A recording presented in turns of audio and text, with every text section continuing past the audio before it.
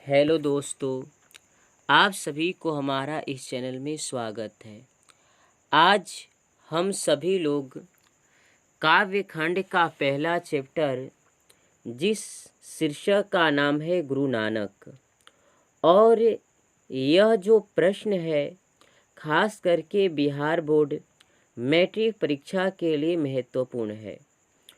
तो आज हम सभी लोग गुरु नानक का ऑब्जेक्टिव से संबंधित महत्वपूर्ण प्रश्नों के बारे में जानने वाले हैं।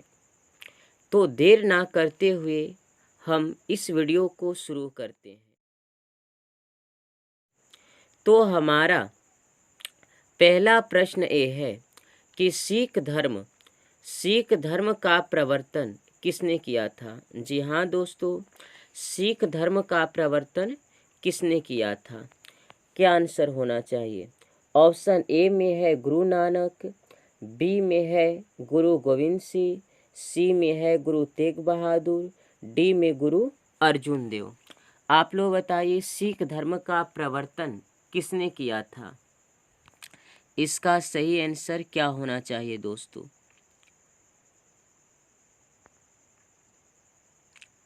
तो इसका सही आंसर होगा गुरु नानक। क्या होगा दोस्तों? तो सिख धर्म के प्रवर्तक किसने किया था? तो गुरु नानक जी ने किया था। जी हाँ, किसने किया था? तो गुरु नानक जी ने किया था। इसके बाद हम लोग नेक्स्ट प्रश्न की ओर बढ़ते हैं।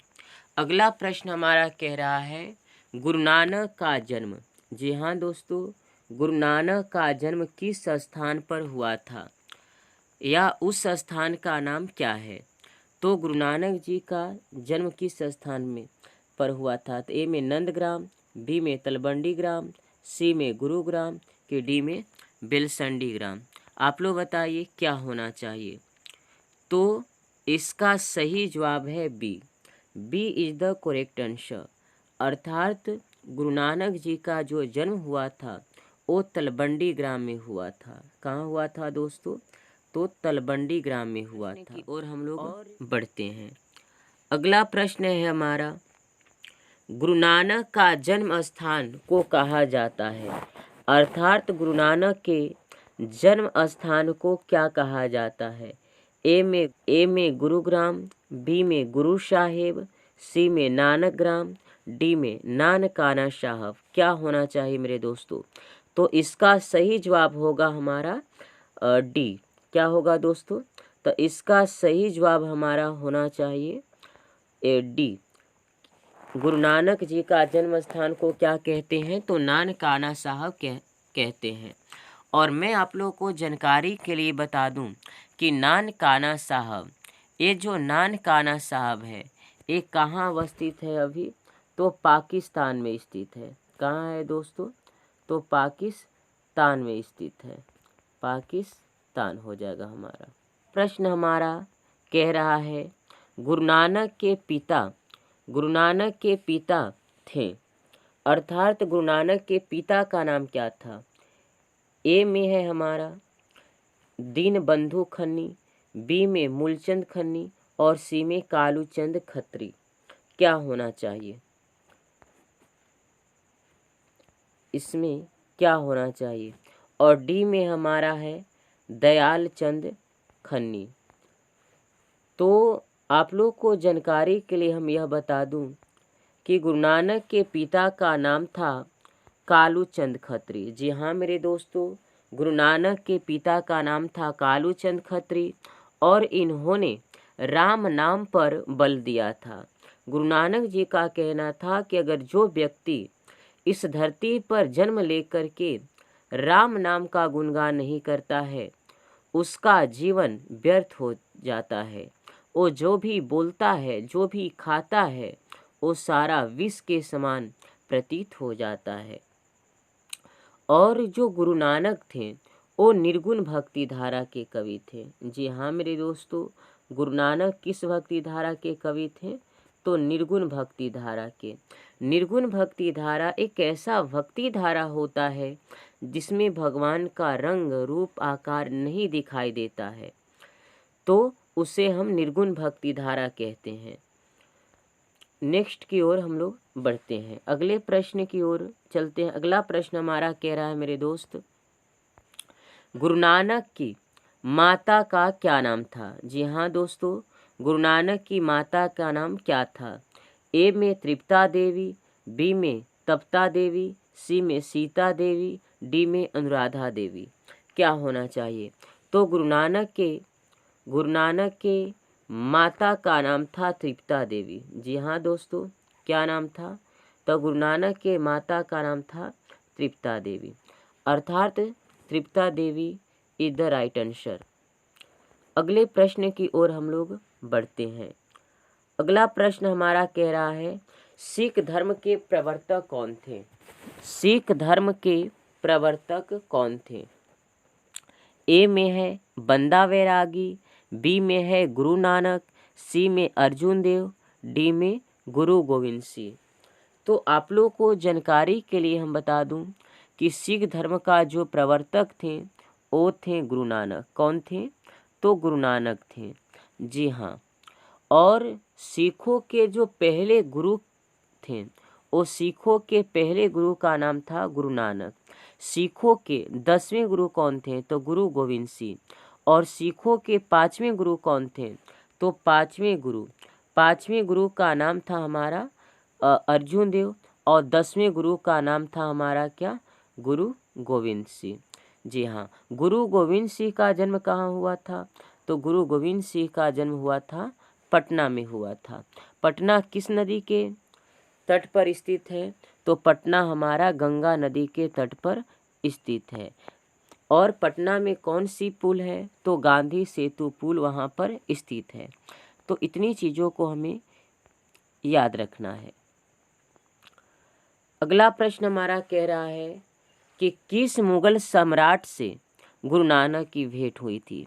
ये एग्जाम के दृष्टिकोण से काफ़ी महत्वपूर्ण है, तो आप लोग बताइए। ए में है अकबर, बी में है शाहजहां, सी में औरंगजेब, डी में बाबर। क्या होना चाहिए? तो गुरु नानक की जो भेंट हुआ था वो हुआ था, गुरु नानक की भेंट बाबर से हुई थी। जी हाँ दोस्तों, गुरु नानक की भेंट किससे हुई थी? तो बाबर से हुआ था। अगले प्रश्न की ओर हम लोग बढ़ते हैं। अगला प्रश्न हमारा कह रहा है, गुरु नानक की रचनाओं का संग्रह किनके द्वारा किया गया था? तो आप लोग को जानकारी के लिए हम बता दूं कि गुरु नानक जी का मृत्यु 1539 में हो गया था। 1539 में जब गुरु नानक जी का मृत्यु हो जाता है तो गुरु अर्जुन देव ने क्या करते हैं? रचनाओं का संग्रह करते हैं, और उस रचनाओं का संग्रह का नाम देते हैं गुरु ग्रंथ साहब। क्या नाम देते हैं दोस्तों? तो गुरु ग्रंथ साहब नाम देते हैं। अगले प्रश्न, तो यहाँ पर कहा जा रहा है कि गुरु नानक की रचनाओं का संग्रह किनके द्वारा किया गया था? तो गुरु अर्जुन के द्वारा किया गया था। अगले प्रश्न की ओर हम लोग अग्रसर होते हैं। अगला प्रश्न हमारा कह रहा है, गुरु नानक देव ने की रचनाओं का संग्रह किस नाम से प्रसिद्ध हुआ था? आप लोगों को अभी अभी बताएं कि गुरु नानक की रचनाओं का संग्रह का नाम गुरु अर्जुन देव ने क्या रखा था? तो क्या रखा था मेरे साहिब ग्रंथ, गुरु साहिब ग्रंथ, कि गुरु ग्रंथ साहिब, कि गुरु ग्रंथावली? क्या होना चाहिए? तो इसका सही जवाब हो जाएगा गुरु ग्रंथ साहिब। जी हाँ दोस्तों, इसका सही आंसर होगा सी इज द करेक्ट आंसर, अर्थात गुरु ग्रंथ साहिब। अगले प्रश्न की ओर हम लोग चलते हैं। गुरु नानक की रचनाओं का संग्रह किस वर्ष हुआ था? अर्थात गुरु नानक की रचनाओं का जो संग्रह हुआ था वो 1604 ईस्वी में हुआ था। कब हुआ था? तो 1604 ईस्वी में। किसने किया था? तो अर्जुन देव ने किया था। किसने किया था दोस्तों? तो अर्जुन देव जी ने किए थे। और अर्जुन देव केवें गुरु थे सिखों के? तो ये 5वें गुरु थे। जी हाँ मेरे दोस्तों, ये 5वें गुरु थे गुरु अर्जुन देव। अगले प्रश्न की ओर हम लोग चलते हैं। गुरु नानक देव ने क्या कहते हुए अपने प्राण को त्याग दिए थे? तो गुरु नानक ने अपने प्राण को क्या कहते हुए त्यागे थे? तो गुरु नानक ने अपने प्राण को त्यागे थे वाहे गुरु कहते हुए। अपने वाहे गुरु कहते हुए वो क्या करते हैं? प्राण को त्याग देते हैं। अगले प्रश्न की ओर हम लोग चलते हैं। अगला प्रश्न हमारा ये है, नानक देव अर्थात गुरु नानक ने जगत का सार किसे कहा है? तो गुरु नानक जी ने कहे हैं हरि कीर्तन को। हरि कीर्तन को इन्होंने क्या कहा है? तो जगत का सार। और जगत का सार ये कहे हैं गुरु नानक ने। गुरु नानक जी का कहना था कि हरि का कीर्तन बहुत ही सर्वश्रेष्ठ है। अर्थात जो मनुष्य का तन मिला है वो 84 लाख योनियों के बाद मनुष्य का तन मिलता है, लेकिन हम सभी लोग व्यर्थ के कामों में गवा देते हैं। लेकिन गुरु नानक जी का कहना था कि अगर जो व्यक्ति संसार में जन्म लेकर के हरि का गुणगान नहीं करता है उसका जीवन एक दिन व्यर्थ हो जाता है।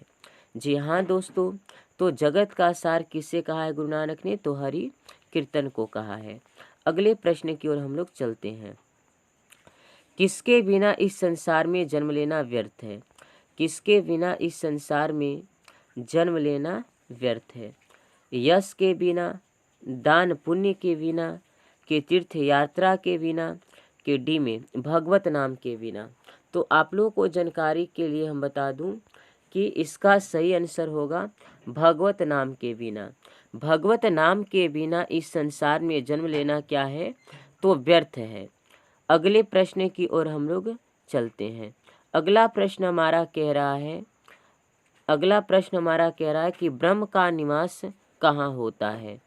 ब्रह्म का निवास कहाँ होता है? ए में मंदिर में, बी में जंगल में, सी में तीर्थ यात्रा में, डी में सहृदय में। तो इसका सही आंसर क्या होना चाहिए? आप लोग बताइए। तो इसका सही आंसर होगा ब्रह्म का निवास जो होता है वो संत हृदय में होता है। अर्थात सच्चे व्यक्ति के हृदय में, गुरु नानक जी का कहना था कि सच्चे व्यक्ति के हृदय में ही ब्रह्म का निवास होता है। अगला प्रश्न हमारा है महियल। महियल का मानक आधुनिक शब्द क्या होता है? तो महियल का अर्थ होता है महान आत्मा, मानव होता है कि धरती पर कि पहाड़ पर? क्या होना चाहिए इसका सही आंसर? आप लोग बताइए। महियल का मानक आधुनिक शब्द क्या होता है? तो महियल का मानक आधुनिक शब्द होता है धरती पर। क्या होता है दोस्तों? तो धरती पर होता है। अर्थात सी, इसका सी आंसर क्या हो जाएगा? हमारा सही हो जाएगा। अगले प्रश्न की ओर हम लोग चलते हैं। वाणी कब विष के समान हो जाती है? कड़वी बात बोलने पर, राम नाम का स्मरण करने पर, असत्य भाषण से कि मौन रहने से? तो आप लोग को हम बताए थे कि जो व्यक्ति राम नाम का स्मरण नहीं करता है, राम नाम का गुणगान नहीं करता है, तब उसके मुख से निकली हुई हर वाणी विष के जैसी क्या होती है? प्रतीत होती है। अर्थात इसका सही आंसर क्या हो जाएगा? हमारा बी हो जाएगा। अगले प्रश्न की ओर हम लोग चलते हैं। अगला प्रश्न है कि हरि रस किसे कहा गया है? ए में वनस्पति रस को, बी में संसारिक आनंद को, सी में ब्रह्मानंद को, कि डी में मधुर रस को? तो इसका सही आंसर क्या होगा? तो इसका सही आंसर हो जाएगा हमारा ब्रह्म आनंद को। जी हाँ मेरे दोस्तों, इसका सही आंसर हो जाएगा सी, ब्रह्म आनंद को हरि रस कहा गया है। अगले प्रश्न की ओर हम लोग चलते हैं। अगला प्रश्न हमारा है गुरु नानक किस भक्ति धारा के कवि थे? तो गुरु नानक जो थे वो निर्गुण भक्ति धारा के कवि थे। जी हाँ मेरे दोस्त, गुरु नानक किस भक्ति धारा के कवि थे? तो गुरु नानक निर्गुण भक्ति धारा के कवि थे। भक्ति धारा की अगर बात करें तो भक्ति धारा कितने प्रकार के होते हैं? तो भक्ति धारा 2 प्रकार के होता है। एक होता है हमारा सगुण और एक होता है हमारा निर्गुण। अर्थात एक होता है सगुण भक्ति धारा और एक होता है निर्गुण भक्ति धारा। तो भक्ति धारा कितने प्रकार के होते हैं? तो 2 प्रकार के होता है। अगला प्रश्न है, गुरु नानक ने प्रचार किया। गुरु नानक ने किसका प्रचार किया था? कर्मकांड को, निर्गुण ब्रह्म भक्ति को, कि पूजा पाठ को, कि सगुण ब्रह्म की भक्ति को? तो गुरु नानक ने प्रचार किया था निर्गुण भक्ति को, अर्थात इसका सही आंसर क्या हो जाएगा? इसका सही आंसर हो जाएगा हमारा बी। बी इसका सही आंसर हो जाएगा। गुरु नानक की रचनाओं का संग्रह का क्या नाम था?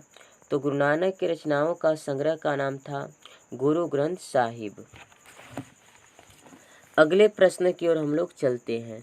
अगला प्रश्न हमारा है, आशा दीवार किसकी रचना है? तो जाहिर सी बात है कि आशा दीवार गुरु नानक की रचना होगा। ये ट्रिक है, गुरु नानक की रचनाओं का ट्रिक याद करने का तरीका है कि आज शोर मत कर, आज शोर मत कर, आज शोर मत कर। ये बात कौन सिखाते हैं? तो गुरु सिखाते हैं। गुरु सिखाते हैं कि आज शोर मत करो। तो आ से हो जाएगा हमारा आशा दीवार, ज से जपू जी, सो से सोहिला, र से रही रास। अब ये सब कौन सिखाते हैं बात? तो गुरु सिखाते हैं। तो गुरु से याद रखेंगे गुरु नानक। तो आशा दीवार किसने लिखा है? तो गुरु नानक जी ने लिखा। इसका सही आंसर क्या होगा मेरे दोस्तों? तो गुरु नानक। अगला प्रश्न है, गुरु नानक का जन्म कहाँ हुआ था?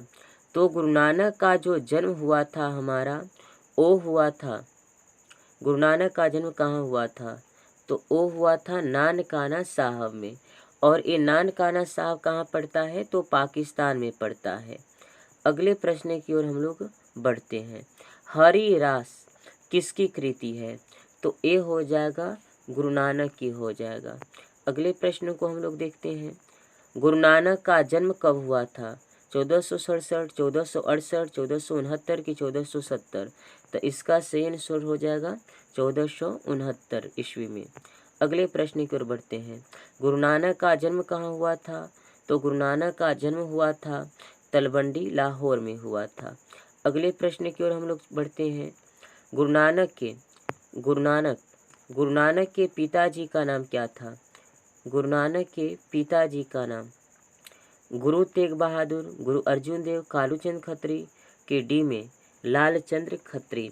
तो इसका सही आंसर हो जाएगा क्या? तो इसका सही आंसर हो जाएगा सी, कालूचंद खत्री हो जाएगा। अगले प्रश्न की ओर हम लोग बढ़ते हैं। गुरु नानक की माता जी का नाम क्या था? तो गुरु नानक की माता जी का नाम था तृप्ता देवी। क्या नाम था मेरे दोस्तों? तो Tripta Devi. B is the correct answer. अगले प्रश्न की ओर बढ़ते हैं। सुलक्षणी कौन थी? तो सुलक्षणी कौन थी? तो सुलक्षणी थी गुरु नानक की पत्नी। गुरु नानक की पत्नी का नाम क्या था? सुलक्षणी। गुरु नानक के पिता का नाम कालूचंद खत्री। गुरु नानक के माता का नाम तो तृप्ता देवी था। अगले प्रश्न की ओर हम लोग बढ़ते हैं। गुरु नानक के पद किस भाषा में रचित है?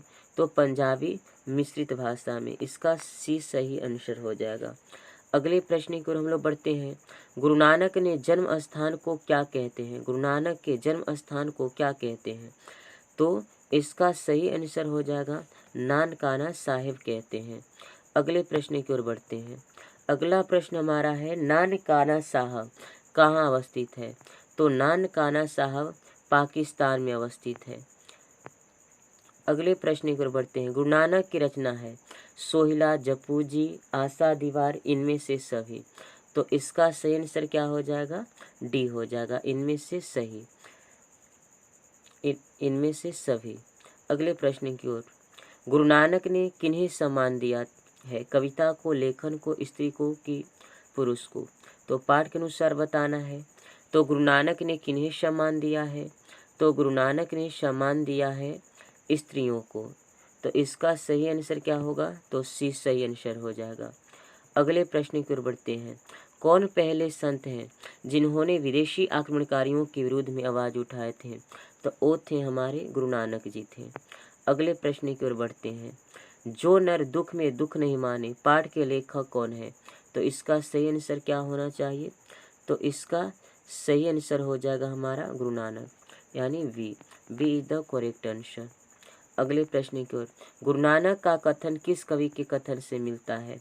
तो इसका सही आंसर हो जाएगा हमारा Kabirdas. Kabirdas is the correct answer. Guru Nanak की मृत्यु कब हुआ था? तो गुरु नानक की मृत्यु हुआ था 1539 ईस्वी में। और क्या कहते हुए अपने प्राण को त्यागे थे? तो वाहे गुरु, वाहे गुरु कहते हुए अपने प्राण को त्याग दिए थे। तो इस बात को याद रखना है। तो आज के लिए इतना ही, और आप लोगों से यही कहना चाहूँगा कि हम सभी को जीवन में संघर्ष करते रहना है। और अगर हम लोग अच्छे प्रकार से पढ़ाई करना चाहते हैं तो सबसे पहले समय का पालन और नियम का पालन करना अत्यंत आवश्यक है। तो आप लोग ऑब्जेक्टिव का रिवीजन करते रहिए, सब्जेक्टिव को याद करते रहिए और जीवन में आगे बढ़ते रहिए। धन्यवाद दोस्तों। Thank you watching this video.